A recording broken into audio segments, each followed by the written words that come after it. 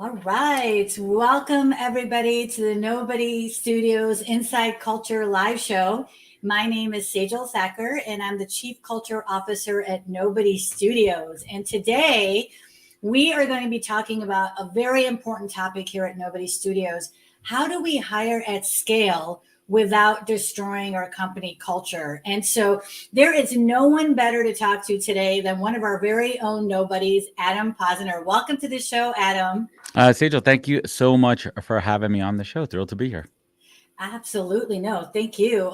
As you know, one of our mutual connections, Jason, had said, Adam is the expert on this topic. Maybe he'd, invite him to the show. And I was like, heck yeah, if he accepts, I'm down for that. So thank you again for being here. Thrilled to be here. I've been part of Nobody Studios for, I think it's definitely been in my line of sight for a couple of years. I was first introduced to Mark McNally, and I had the pleasure to interview him on my show, The Podcast. And he was fantastic, and got introduced to Jason Kolker. And Jason and the team have been fantastic and great partners and collaborators. They shepherded my performance at Art Basel Miami 2022 with Pavan and the Unrevealed Miami Art Week. And I had an opportunity to do a couple of shows on stage at their execution at the Surfcomber. So it all comes full circle, and happy to be here. I heard that event was incredible, by the way. So let me tell everybody a little bit about all of the incredible things you're doing. So Please, sure. Adam sure. is founder and president of NHP Talent Group. And so what he does is he connects world-class innovative startups, brands, and agencies with the best talent. And Adam has built an incredibly positive and strong reputation by always putting his relationships first. He's I would say rock star at balancing his clients' needs and candidates' career goals. So he's truly a connector. We're grateful to have you on this journey with us because, we plan on building 100 new companies in the next 5 years. And so before we dig into the topic, Adam, I love asking all of our guests the same question, is that we've always said at Nobody Studios, we are going to be we're going to be defined by the people that we attract to our journey. And so what drew you to joining the Nobody Studios journey? Yeah, absolutely. I tend to be drawn in life to the outliers, to the people that do things different, to the companies that do things different. I've always beat to my own drum, and that's what I really saw with Nobody Studios. And it really happened after, as I mentioned before, with my podcast with Mark, and to really understand the vision and the origin story of where it came from, and the way that this company goes about procuring and finding and connecting with its founders, and the different missions of each individual company. And they all have a common thread of good people doing things the right way for others. And that's what really drew me to Nobody. And I'm thrilled to be part of the team here. Awesome. And so, like I said, we're going to need a lot of talent to build 100 companies, right? And so the world has changed. We're facing challenges that we never have before. And so what are some of the challenges that you're seeing that companies like ours, we're global, we have teams that are working remotely, and they're all over the world, right? A lot of whom, by the way, have never even met in person. So we've got some unique challenges. Yep. But what are some of the things you're seeing out there about how do we get the best people into the door? Yeah, I mean, it's interesting. I mean, the world changed in January, February, March of 2020 when the pandemic hit. Pretty much every company on the face of the earth had to go remote, 100% remote, within hours, within days. And there were some companies that were built for that were already doing it. And for them, it was really a seamless transition. And for other companies, it's been a rough go. It's been a rough go on many sides, where a lot of folks excelled in their job because they finally were able to have a lot more efficiency, be able to work from home, be able to be from their families more. And another piece that I don't think a lot of people talk about, there was a lot of people who really struggled, because sometimes we have to take ourselves. I mean, let's be honest. I'm gonna be straight up here. I'm gonna have some real talk for a moment here. I am privileged. I am a upper middle class white married guy with a family in suburban Long Island. I have space to work. I have room, but there's a lot of people out there who do not have that.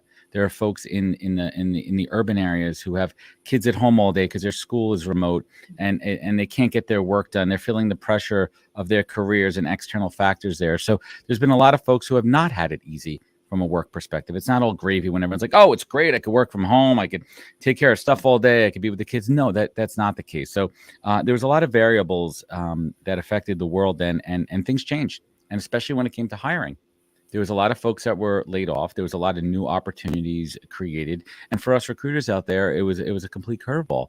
There was a ton of new challenges, a ton of new opportunities. And for us, it was about figuring it out. The current playbook had to be rewritten, because in the past, you would go for an interview, you would go on site to a company, you would go in, you would meet with a number of people, you would view the office, you would see where you might be sitting, you would get a sense of the vibe. And that was how culture was defined for the most part up until the pandemic. Now we get to a point where it's time to redefine culture. So in the past, culture was defined of what's it like in the office, what's the vibe, what's it feeling like. They got cold brew on tap, they do happy hour, pizza, beer, and ping pong. That's out the window. Today, with most companies, or a lot of companies being remote, and we could talk about return to office in a little bit, that's a separate topic, but the proposition value of what culture is has changed, Sejal. The proposition value now is, how do I feel within an organization? Do I feel valued? Do I feel like I have a clear trajectory in my career? Is there open and honest and clear communications? And that's what folks are looking for right now. So the times are changing. And that was kind of a long way of saying it, to your question, scaling. It's about speed, but slowing down to do things the right way, not making, rash decisions, and being able to move an interview process along at a quick enough rate from an efficiency perspective, at the same time being able to do your due diligence as a hiring manager and as a candidate. Well, I just want to recognize and acknowledge what you said, and it means so much that you just pointed this out. Everybody's situation is different. Right. I mean, I was blessed because I was already working from home when the pandemic hit. Mm-hmm. So that whole working from home wasn't such a huge shift, but you're right. Like having to homeschool my son now on top of everything else on my plate. I mean, I feel for those people that had to, we've all had to, we just talked about this before we pressed go live, is we're all juggling a lot of different things up in the air, and especially with all of these new challenges. And so I think it's really important, that you have to be strategic right from the very beginning, and make sure that, especially when you're like a studio like ours that's scaling now, since I've been there in 2 years, Adam, we've like tripled the number of nobodies we've had. And just with this equity crowdfunding campaign, now we have 700 new nobodies that we're going to be onboarding into the organization. So getting the timing right is going to be essential.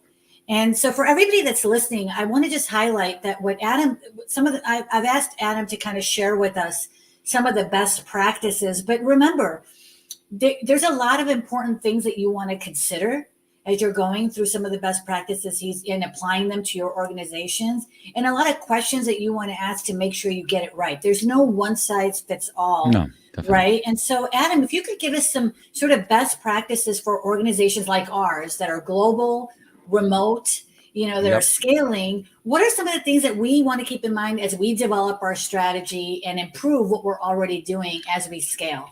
Yeah, absolutely. So, I mean, this is a common situation now. These distributed workforce organizations that were in an office, or maybe they had a couple offices spread out across the country. We're in a totally different world right now where the teams are located everywhere. Maybe they meet up a couple times a quarter or a year or whatever, and so forth. But when it comes down to hiring, again, it goes back to the fundamentals. And I think a lot of companies need to go back to the fundamentals of the candidate experience. And what that comes down to is always, always, always over communicate and manage expectations. And especially now more than ever, lining up the interviews, having a sequential order where every candidate knows who they're going to be speaking to and when. There's no outstanding questions. There's no question of, hey, how many more interviews did I have? Now, listen, curveballs come every once in a while, but if you really think about it, if I come onto an interview and the first step is always going to be the recruiter for that phone screen, and you get on the call with me and I do my pre-screen on the interview, I get on and we get on the call, and I think that you're a viable candidate and I want to move you through. I'm going to say, hey, Sejal, I'd like to present you over to the hiring manager. I think you've got what it takes. I'd like to get their feedback on it. Just to let you know about the process, this is going to be a 4-step process, and it's going to be a very small assignment at the end. This assignment is not going to take more than a couple hours. Every candidate does it, and we'll give you a fair amount of time to take care of it. You're managing my expectations in the upfront. You're not going to hit me with, yeah, I don't know, you might need to see a few more people. We don't really know. This person's got to see you again. Now, that happens every once in a while, but at least if you're being upfront in the beginning, the number one piece, well, number two piece on top of that is, and kind of tied for number one here, hiring starts at the top. Hiring has to be a priority from the senior leadership down. They have to set the tone within an organization. The worst thing that I see is when hiring managers cancel interviews a few minutes before because they have some other meeting came up that for some reason they deem more important than a candidate interview. Now, I don't care who you are, unless that's a client where that account is on fire, anything else can be moved. Because if you think about it, that candidate coming in is going to fill a position that's either vacant or new, that is going to be an ad. You could be doing double duty in your company. Of course, I want this new hire to come in. That's going to take the workload off of me. How do you not prioritize that interview? How do you think about the candidate experience? How do you want someone to come into your organization and feel that, like, I just had 3 interviews rescheduled this week. I'm not giving them my time. I'm trying to make room for them. So we're not in person. We're not lining up interviews in an office together. So we need to do our best to actually take advantage of the technology, the scheduling tools, the ease of Zoom that we can take a call from anywhere. And I think more companies really need to do this.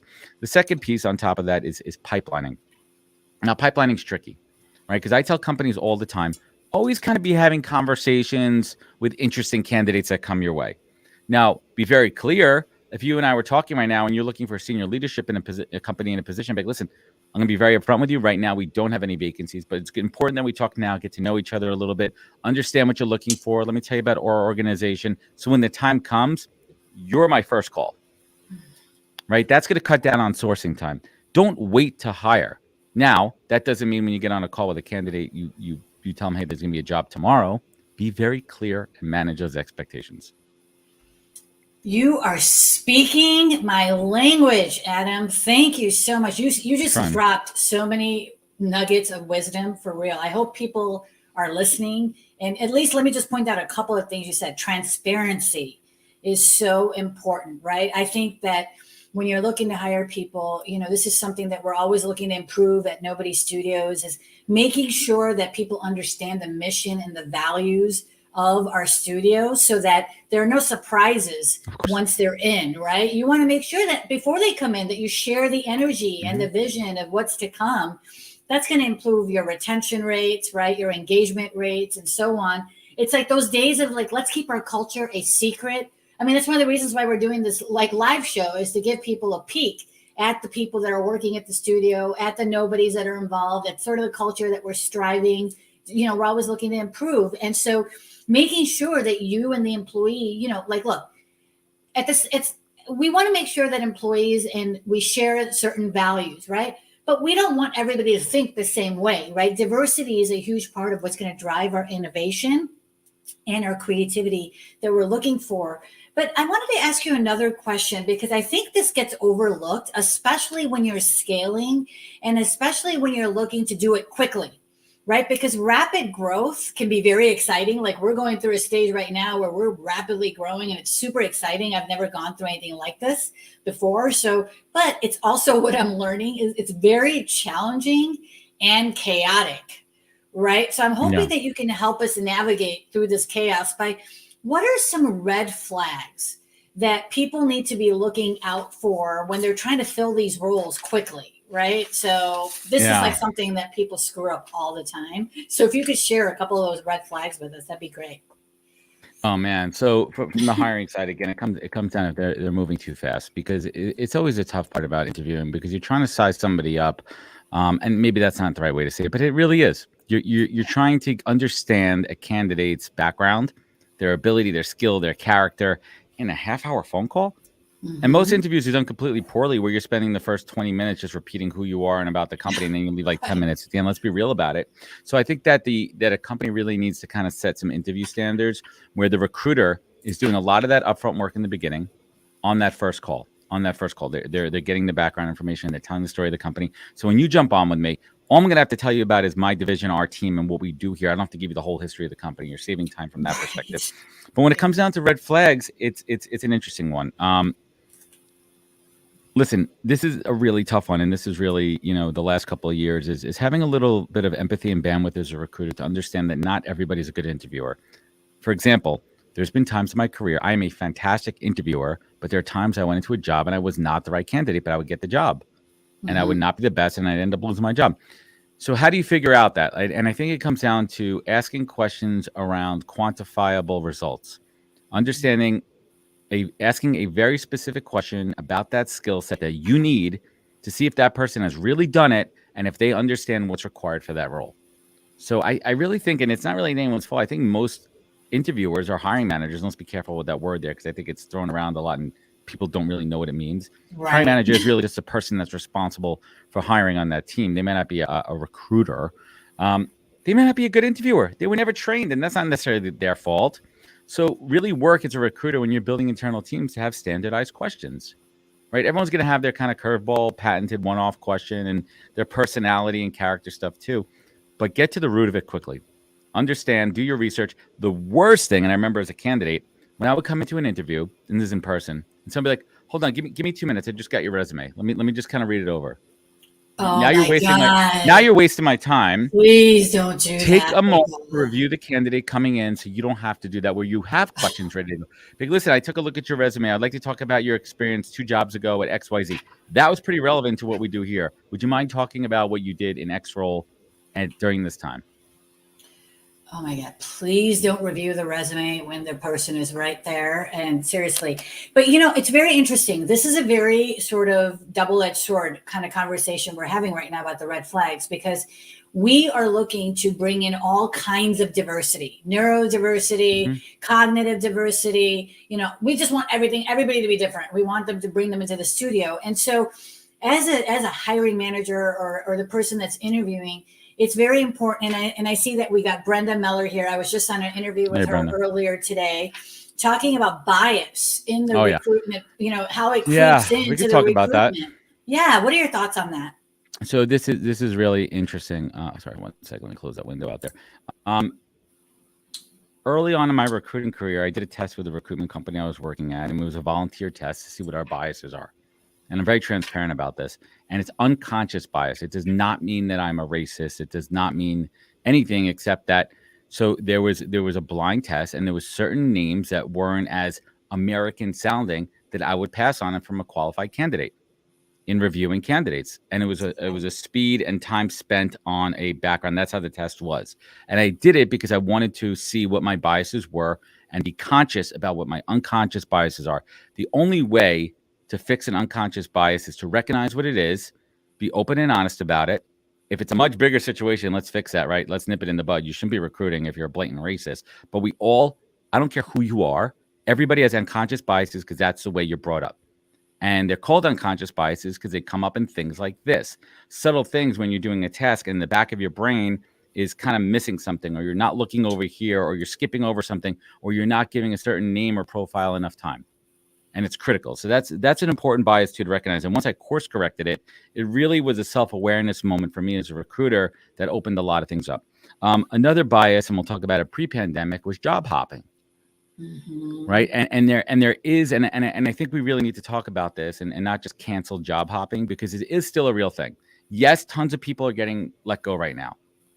Yes, there's a lot of mobility. Yes, millennials are moving jobs quicker than ever. Yes, more people are moving into the gig consultant economy. But I think it really is a fair question at times, and this is not a popular opinion. I think when phrased the right way, understanding and asking about a gap in a resume is not a bad thing from an employer to ask, because it's about understanding performance. So you have to figure out another way to kind of ask and ascertain about job performance without being like, hey, there's a 9-month gap here in your resume. And you're like, damn, I had to go take care of an elderly sick relative. And you look like a jerk now, right? So I think that there's training that needs to be done with recruiters to really be able to ask questions with empathy and really understand that. And that comes down to storytelling and how you evoke parts of a story during an interview process. Yes, it's all about training the people that are doing these interviews. Thank you so much for sharing your insights on the bias. That's a conversation. I'm super 8 years passionate. ago, 7 years ago, it changed everything for me as a recruiter. It changed the way I operate. I know. And we need to talk more about that. So I'm glad that we're talking about that. And I had one more question for you, because, at Nobody Studios, as we're like scaling now, I wanted to just, as a recruiter, ask you this question about this topic of hiring impact hires, right? So that's where you're hiring people, that they're going to make a significant impact in the long run, they're the kind of leaders that you're bringing in that are going to be sort of the pillars of your company. They have like specialized skills and maybe a unique expertise. They might be your inspirational person that doesn't necessarily fit into any sort of role or responsibility, but in the long run, this is someone you want to have. And at Nobody Studios, it's been incredible to just see all of these people that as they learn about our journey, as they learn about the leadership team, as they learn about sort of what our strategy is and how we want to leave a global footprint, we're having all these incredible people saying, you know what? I want to give you like 3 hours of consulting time because on this issue, because it's something that resonates with me. What are your thoughts on making impact hires? I think if the budget allows it, go for it. I think it's investing into a company. I think it's as simple as that. I think I love companies that find amazing people and they figure out where to put them. Mm-hmm. It's really as simple as that. A lot of times it's just not possible because of budgets, especially these days. That's really what it comes down to. I love impact hires. Listen, unlimited budgets, you could build kind of a team. I love a team that's a mix of specialists and generalists. Yes. I think that they add different perspectives, diversity of mindset, diversity of thought, diversity of background. When we talk about diversity, I don't think it's always about skin color, origin, sexual orientation. We really don't talk a lot about diversity of mindset, different political views and how that infuses into it, right? Not every political view just because it's not yours is bad. Right. It's important to have diversity of mindset and thought in an organization. Absolutely. and impact players bring that. And I just want to kind of circle back to what you said earlier. Remember, people, not everybody is an awesome rock star interviewer, so right. People with certain neurodiversities don't perform well in the interviews, but you put them on a project and they're going to come up with creative solutions that, maybe somebody else couldn't. And I had an amazing conversation with I don't know, Adam, if you know Perry Noppert. He's heading up the Octopus Movement, which he's got this sort of community of nonlinear thinkers. And we had this incredible conversation and we talked about this, about like, don't just write somebody off because you didn't have the best interview with them. Consider other options, look at other alternatives. What are your thoughts on that, Adam? Yeah, it's interesting. I think that comes back to training because I think a lot of recruiters, especially frontline, mid-level recruiters, are not trained how to interact with folks with neurodiversity. And especially when we're doing this. Yes. At first, you would think this is easier than in-person interviewing, but folks with neurodiversity sometimes had an easier time in person because that's what they were used to. And all of a sudden you have to be on a camera and you're super mindful extra of your body language and what you look like here and what you look like there, where an interview was a different, alliteration, a version of a social interaction. Right. So sometimes that was a little bit easier. So I think that, and it's tough too because people are going to come on and be like, "Hi, my name is Adam. I have OCD, ACD, X, Y, Z." Like, you're not going to come out and say that in an interview. So it's really tricky. Recruiting is a really hard job to do it right because you really need to understand and read people. When I do phone screens with people, I really like to use the first couple of minutes to warm the room and try to understand them a little bit and try to hear them and kind of give them an opportunity to maybe say something. I've had some interesting folks come on where I've had folks come on and say they're neurodiverse. And I love it to have that self-awareness because now I'm disarmed as a recruiter. I know how to handle the situation because I know what to do. I've been trained in that. I've gone through some stuff. But part two, I had someone come on that was hearing impaired. Mm-hmm. And they're what do you call them? They're folks that work with them came on and they were helping through the process. So we've had all different types of things as recruiters. And I think we need to pause for a second, slow down and not judge people based on a neurodiversity. I think it's another bias. It's a really shitty bias from a bench. Yeah. And believe me when I tell you that recruiters don't understand neurodiversity the way that they should. And so, Dr. Eric Rice at Nobody Studios and I are working with and have been talking to several subject matter experts in that area so that we can kind of pick their brains and figure out, like, how do we be neurodiverse friendly? And how can we train everybody, including the people that are going to be interviewing, the managers that are going to be managing? Because it's not just getting them in the door, right? It's also supporting them once they're in the door, right, Adam? Right. But here's the other thing too, and I'm not 100% positive on this, so please keep me straight on this. I don't think neurodiversity is part of the Americans with Disability Act, is it? Well, it depends, right? It depends on if they ask for an accommodation. This is where it gets technically tricky, right? And this is where it gets Right. tricky too from a legal perspective as a recruiter, where, Right. oh my God, am I in the line now where if I don't, if we don't hire this person and won't get into the next round, that I'm going to be in a lawsuit because I violated somebody's Civil Rights Act, right? This is where it's a very gray conversation. I know we're going a little bit of a left turn here, but we really don't talk about it much. And it's a real concern these days. How do you address those?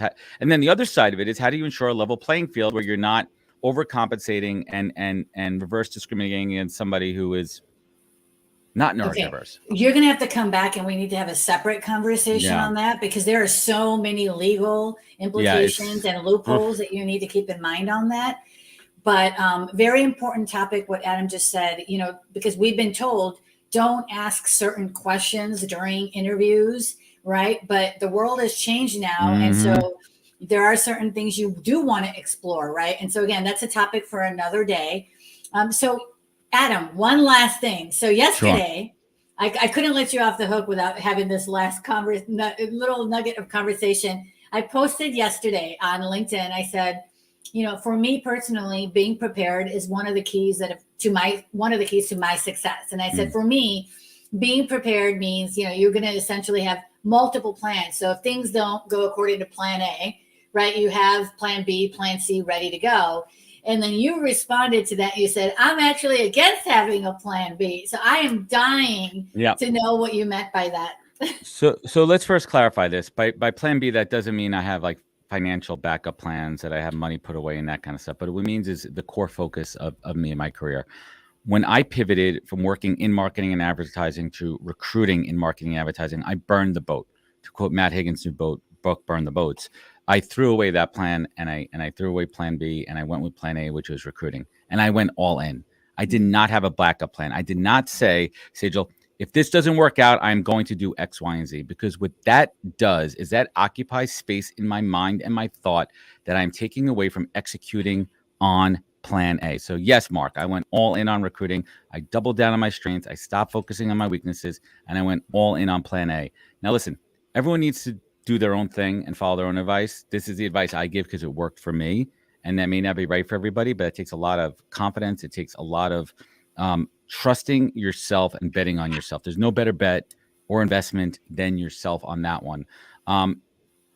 It just takes away. It takes away from the mindset. It takes away from thinking about what I'm going to be doing. What's next? Like, no.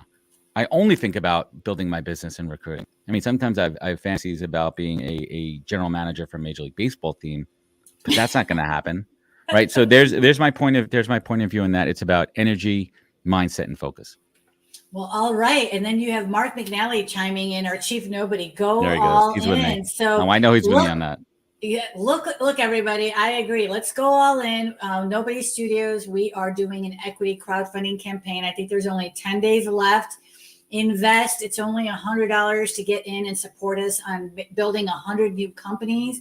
It's as little as getting a dinner and a glass of wine somewhere, right? So support what we're doing. You can also bring your talent, something that we're dedicated and we're committed to making sure we get the top talent. We support the people that are coming and joining this journey. We're always going to need talent. So go onto our website, nobodystudios.com, click on the Join the Journey tab and get involved with what we're doing. Thank you again, Adam, so much for joining us today. I look forward to this sort of working with you on this as we come up with our talent recruitment strategy. I hope that you can give us some more of your time and help us make sure we get this right. Thank you again for being here. A pleasure supporting you and the team. I always have Nobody Studios back. Awesome. Thank you, Adam. Bye, everyone. We'll see you on Thursday. I am so excited. On Thursday, I am interviewing another phenomenal subject matter expert, talking to David Meltzer about his journey.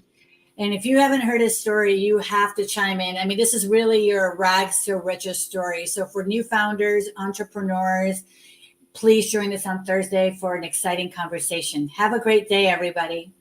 All right. Take care, everybody. Thanks for having me. Sure.